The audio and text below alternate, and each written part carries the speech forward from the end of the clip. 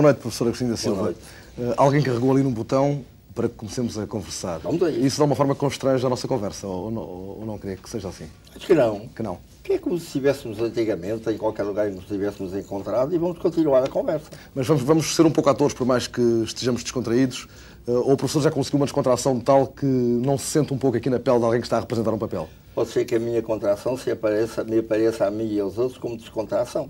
Não vai interpretar esta pergunta que acabei de lhe fazer como ousadia demasiada da minha parte? Não, faça a outra, à vontade. Eu creio que um homem que aceita este desafio de jogar o gozo da conversa nessa afirmação de uma vadiagem, esse homem que também se afirma a si mesmo como português à solta, tem conversado muito ultimamente, o que o torna um pouco um vadio que ficou parado, ou que está demasiado parado.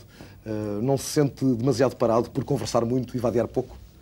Claro, o interessante é vadiar muito e conversar pouco. Ou, enquanto se faz a vadiagem, conversar por dentro. Mas é sempre muito melhor conversar com outra pessoa qualquer, porque o outro está noutra posição, pode ser muito melhor do que a nossa.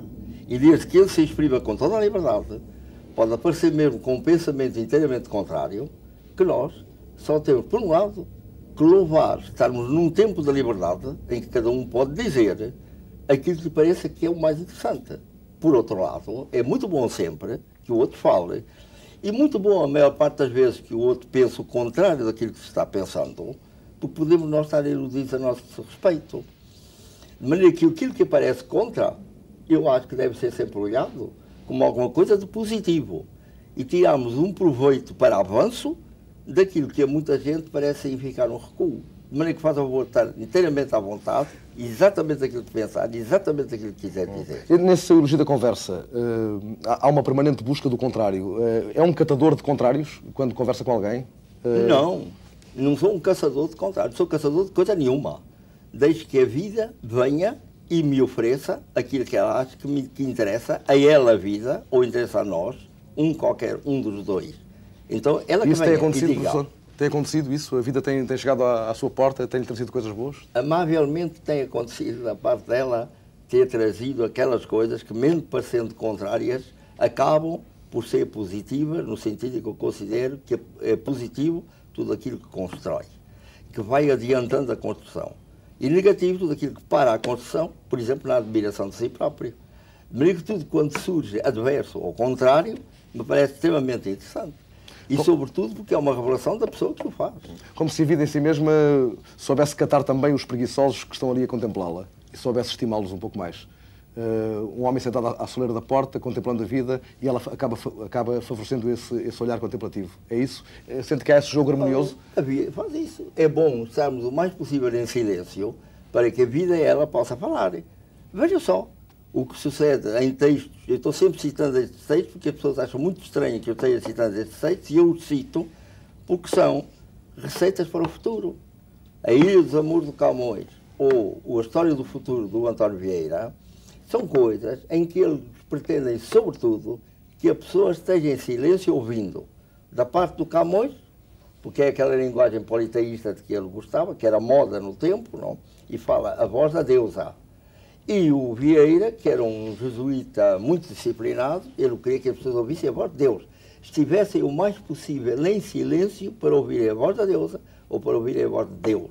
Essa é uma referência decisiva no seu pensamento. Já numa emissão destas falou da voz da deusa, falou do Vieira, falou do Camões. Exatamente, porque é para o futuro. Agora, nós o que podemos é dizer de outra maneira. Nós temos que estar o mais possível calados, quietos, pensando também dentro da nossa cabeça o menos possível de pensamentos que nos digam respeito só a nós, para ouvirmos a voz de quem? Agora vamos não dizer a voz de Deus, que é para não imitar o Camões, nem vamos dizer a voz de Deus, que é para não imitar o Vieira, mas vamos dizer a voz da ciência, a voz da arte, a voz da mística, de tudo aquilo que efetivamente nos pode libertar, cada uma à sua maneira, do espaço e do tempo.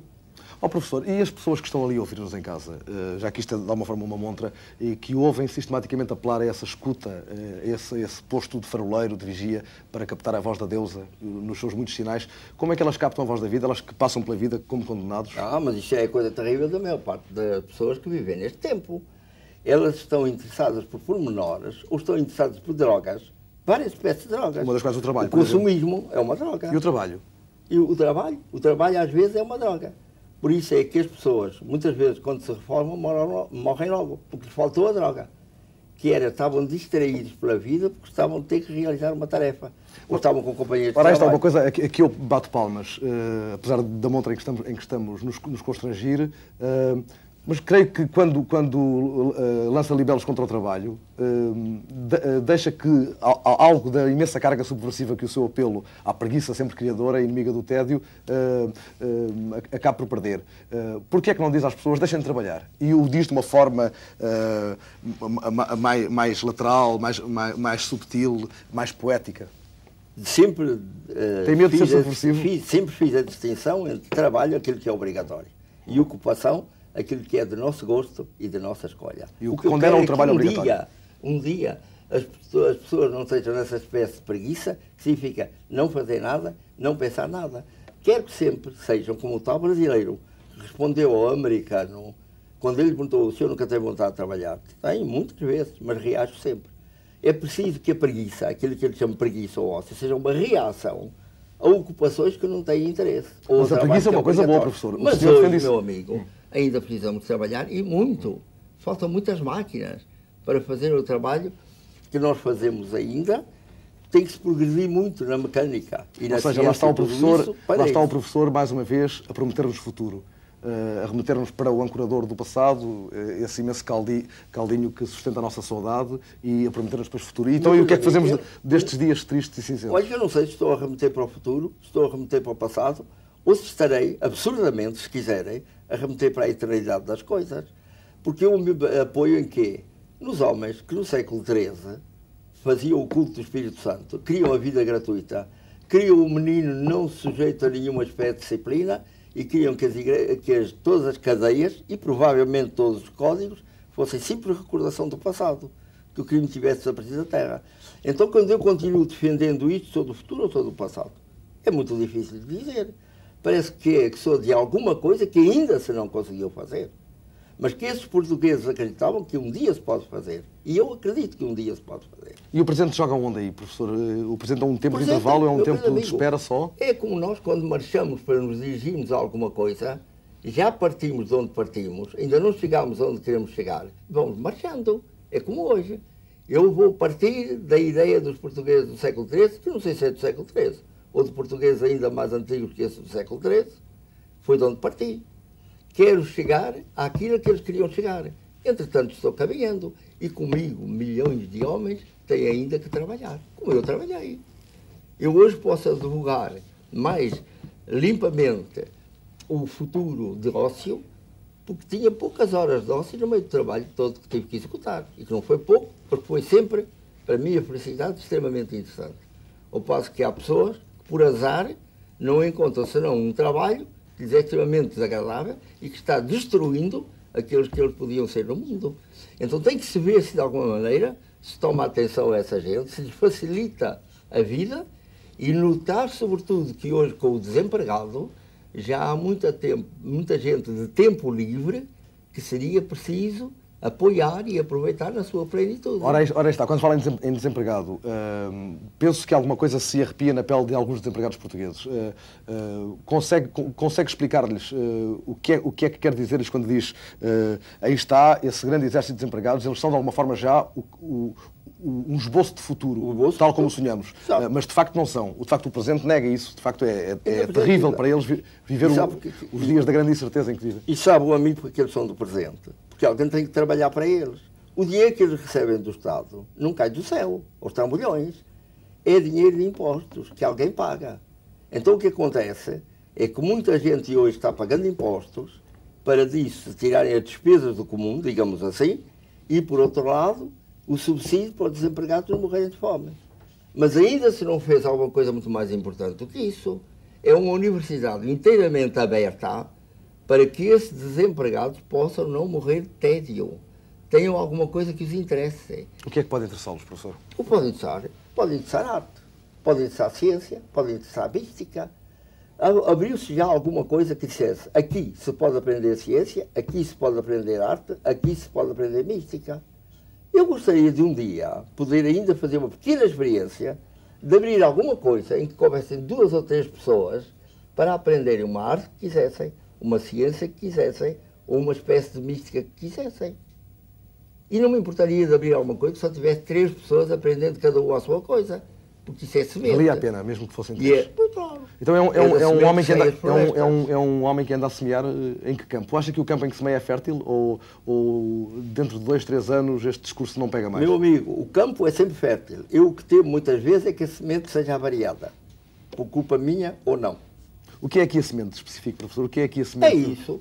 É, por exemplo, se põe um amigo, esta mesa dava para mais 2. Pois dá. E os 3 que estão à minha frente, por exemplo, diziam, já que você faz essas ofertas, meu querido amigo, eu quero aprender latim. E o outro dizia, eu quero aprender escultura. E o outro dizia, eu quero aprender como é a mística do Sufi nos muçulmanos. E eu disse, muito bem, vamos lá começar. Do latim eu vou sabendo, as outras coisas não sei. Vamos procurar quem venha aqui ensinar.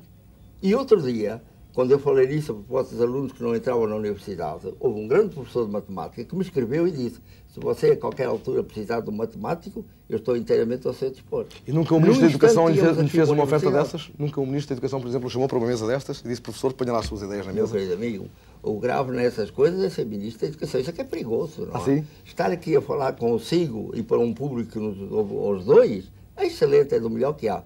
Agora, por exemplo, quando eu penso, outro dia houve não sei quem na rua que me encontrou e disse, gostei muito da sua fala na televisão, aquelas coisas que se dizem, não é? O senhor não gostaria da pasta da educação? Eu disse, nada, nem pensar nisso. A pasta da educação é extremamente perigosa para toda a pessoa, tem dentro o poder e, além disso, tem que mover uma máquina fantasticamente poderosa e com grande propensão para a inércia para que realmente se possam fazer coisas. Não. Eu queria era começar por aqui. Fazemos aqui ao mesmo tempo o Ministério da Educação, a primeira universidade livre, a primeira fantasia poética no mundo, no que se refere a aprender e ensinar. Então e esta montra, esta gigantesca montra, virá-la do avesso, fazer desta montra uma escola, como a defende, o outro lado da escola? Isso eu acho que sim, que é uma coisa que se pode fazer. Simplesmente suponho que dentro das técnicas seria meio monótona. Por exemplo, suponhamos que o amigo tinha escolhido a escultura. As pessoas iriam assistir horas seguidas ao amigo esculpir e falhar, porque nas primeiras vezes o amigo naturalmente falhava. Ou outro do latim, ou outro da mística muçulmana, a coisa seria monótona. Não, tem que ser viva, pessoa olhando pessoa. E o que tem é que haver uma documentação audiovisual daquilo que se for fazendo, para de vez em quando se fornecerem ao público as videocassetes, que vão em grande parte substituir o livro no futuro, e fornecer a ele antologias, lugares onde houvesse depósito das videocassetes para eles irem lá e aprender. Hoje já é muita universidade americana, por exemplo, os meninos não vão à aula. Os meninos chegam e vão buscar a videocassete que se gravou da aula dada por aquele professor, estendem-se na cama, bem confortáveis, e ali é que vão vendo o que eles queriam que aprender se tivessem ido à aula. Mas recebem um caudal de informação sem conversa. Diga? A sua ideia da sabedoria passada através da conversa, através da grande troca, dessa ideia afetiva da troca, que é uma ideia fundamental, tanto quanto creio, do seu pensamento, está completamente divorciada dessa modernidade. Nada. Olha, porque com respeito, se eu tivesse aqui alguém candidato ao latim, haveria muita conversa no meio do latim, e quase toda em português. Não, eu digo esse exemplo das universidades americanas, que despejam através de vídeo para as crianças. Quem quer ver o professor ele próprio. Mas não arrepia isso, vai professor? lá. Não assusta vai isso? à vontade. É uma opção apenas. Porque tudo quanto é interessante na vida deve ser sempre por opção. Não haver nada obrigatório. Porque é muito engraçado. Nós temos o divertimento como obrigatório. Como tinham os coitados dos gregos, que chamavam à escola tempo livre e tinham um escravo de propósito para pegar o menino à força e levá-lo ao tempo livre. Não podemos fazer uma coisa dessas. Tá? Temos que entrar em processos inteiramente novos. Por enquanto, meu querido amigo, que o regimento ainda tem que marchar a passo até obter a vitória sobre a carência que há no mundo para tanta e tanta gente, até lá temos que resignar a ser da tropa. Temos que nos resignar a fazer a nossa parte de trabalho para que cheguemos à vitória final. Mas depois não. Não temo que as pessoas, ao ouvirem esse discurso, temos que nos resignar acabem por se resignar tanto que depois não percebam quando é que chegou a altura de deixarem de ficar resignadas? Meu querido amigo, alguns já estão percebendo que já estão desempregados. É apenas as pessoas esperarem que venha um momento não terrível como é hoje para a vida delas, em que elas vão procurar o emprego e não encontram emprego, mas cheguem a uma altura em que tenham a certeza que já estão reformados e que podem dirigir-se a outro lugar, onde você tem à sua disposição, e para comer você tem à sua disposição o subsídio de desemprego. Mas para o resto, para você aprender o que não sabe, ou desenvolver aquilo que já começou, você redirige-se a este outro lugar e eles lhe indicam onde há uma universidade aberta, estou chamando de universidade aberta esta mesa, não? Uma universidade aberta, onde você pode encontrar aquilo que realmente procura para dar um sentido à sua vida. A maior parte das pessoas vivem sem sentido para a vida. E por isso, meu amigo, é que eles vão para a tal história do consumismo, ou é por isso, por exemplo, que a literatura que mais se vende é a literatura de ficção, em que as pessoas chegam ao sábado, compram um livrinho da ficção e se evadem completamente da vida até raiar a segunda-feira. Sempre com muitas saudades do sábado e do domingo que passaram. Posso concluir que o professor não lê ficção? Diga. O professor não lê ficção? Meu querido amigo, eu já li bastante ficção, para eu próprio estar injetado de ficção. E segundo dizem as pessoas, ficcionar à vontade por minha parte, agora não tenho tempo mais para ler ficção. E suponho que não me divertiria muito a ler ficção, que me está interessado muito a própria ficção em que a vida se tornou. Porque as pessoas fugirem da vida para ir para o consumo, fugirem da vida para ir ler uma novela ou um romance, se não têm um sentido estético ou histórico que os leva a isso, é efetivamente ficção ela própria. É uma vida, já não é um sonho, meu caro amigo, é um pesadelo. E quanto mais depressa eles se virem livres desse pesadelo, pior. O professor falou duas vezes em divertimento. Diga. Falou duas vezes em divertimento. Sim. Não creio que as pessoas, do modo geral, as pessoas com que nos cruzamos na rua andam cada vez mais tristes e se levam tanto a sério, que não lhes sobra mais tempo, não lhes sobra mais disponibilidade para um dia decidirem agora vou levar-me um pouco mais a brincar e perceberem então que a brincadeira é a coisa mais séria do mundo? Sim, por muita gente é isso que sucede. Eles estão de tal maneira empenhados na vida e, sobretudo, muito ansiosos por fazer dinheiro, que atraia dinheiro, que multiplique dinheiro. Isso se tornou para muita gente um símbolo de vida. É um pesadelo de que, coitados, é possível mas, professor, e vão acordarem. Não é da condição humana o gozo de brincar, o gozo de ter tempo para brincar? Não há nenhum botão já para retomar o exercício onde se possa carregar para pôr as pessoas a brincar? Para muita gente esse botão desapareceu na vida. No tumulto da vida desapareceu. Então, os apelos são inúteis? Não. Outra gente faz o intervalo e ainda brinca. Os seus apelos então são inúteis de alguma forma? Diga. Está a clamar no deserto, nesse caso? Eu estou aqui? A clamar no deserto? Não, senhor. Há milhares de pessoas que ainda gostam de brincar. Há milhares de pessoas que desejariam brincar e apenas apertados por uma tarefa que eles têm que realizar, a essa tarefa vão. Não, para deserto nenhum. Professor, aqui há umas semanas um jornal trouxe notícia de que teria sido sondado para se candidatar a Presidente da República, na sequência de um outro cargo para que teria sido convidado, que era o de Alferes da Pátria. Explique-nos lá não, meu caro amigo. O que é que daí é verdade e é mentira. Esse convite, não Alferes da Pátria, esse convite para ser Alferes del Rei, mora, calculei ainda por cima, Alferes mora del Rei, esse convite veio. Agora para Presidente da República, não. O que deve ter havido confusão é com um candidato a Presidente da República que declarou que me nomearia seu mandatário nacional. Coisa que eu não posso aceitar, porque eu tenho a dupla nacionalidade e quero respeitar, juntamente com a nacionalidade portuguesa, a nacionalidade brasileira. Uma e outra não me permitem candidatar-me a qualquer cargo político em Portugal. Mas é apenas esse facto de ter dupla nacionalidade que o impede de pensar com os seus botões que talvez ser Presidente da República lhe permitisse chegar mais vezes aos portugueses e aliciá-los para esse mundo mágico? O que me impede as coisas não é ter duas nacionalidades, é não ter a nacionalidade de todos os países da língua portuguesa. O que os portugueses deviam almejar por ter, e todos os que têm como língua oficial a língua portuguesa, é de ter um passaporte comum para todos os países da língua portuguesa. E a isso chegaremos um dia. Vamos dar pequenos passos, passo a passo, linha a linha. Passaporte. Voltamos à ideia inicial de vadiagem.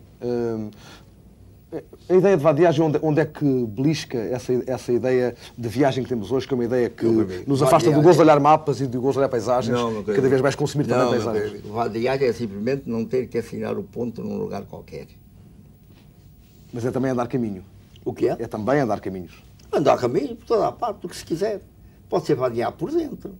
Não houve já um grande escritor que falou da vadiagem à roda do seu quarto de cama? Pois claro. Então, nós podemos andar à vadiagem sem mover um passo. Por por dentro. Por exemplo, esse físico inglês Hawking, que só mexe um dedo da mão esquerda e que vive numa cadeira de rodas transformada em aparelhagem de comunicação com tudo que é possível, esse homem está vadiando por dentro. E enquanto vadia por dentro, faz física da mais pensada, da melhor, talvez da mais completa que se tem feito até hoje. Como é que será a paisagem por dentro da cabeça de um homem? Como será por dentro? Sabendo um pouco da cabeça de um homem, sabendo um pouco se ele é um fabricante de pensamentos ou se é uma simples máquina de detectar pensamentos que andam por aí. Não se sabe. Não se sabe como é.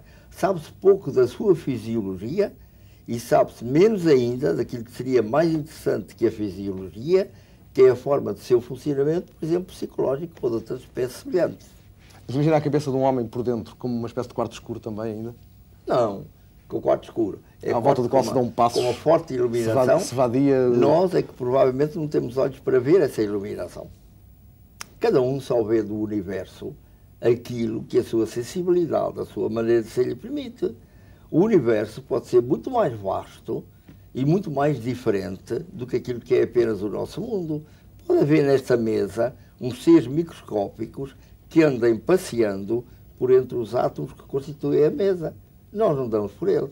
Provavelmente estão fazendo belíssimos poemas que nós nunca escutaremos e que nunca entenderemos. Podemos imaginar as coisas mais espantosas.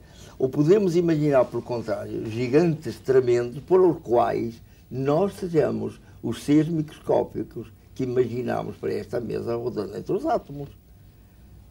E então, professor, nessa quase impossibilidade de resolver esses mistérios, outros se levantam, aparentemente mais legíveis, e são esses que nós vamos um pouco ensinar a perceber ao mundo inteiro. O professor continua a desafiar-nos sistematicamente para essa grande aventura, essa aventura de sermos o único povo capaz de descobrir mistérios mais tangíveis. Queria também que essa aventura nos vai aproximar do futuro para que remete, ou é só um desafio cada vez mais perdido numa névoa? Meu querido amigo, gostaria de poder convidar todas as pessoas a vadiarem pelo mistério. Porque o resto que é conhecido, ou é ainda desconhecido para nós, mas pode ser cognoscível, podemos vir a conhecê-lo, isso virá um dia ou outro. Provavelmente o mistério é alguma coisa que nós nunca conheceremos. Ou conheceremos só segundo uma ideia que fazemos do que é o mistério, sem que seja o mistério.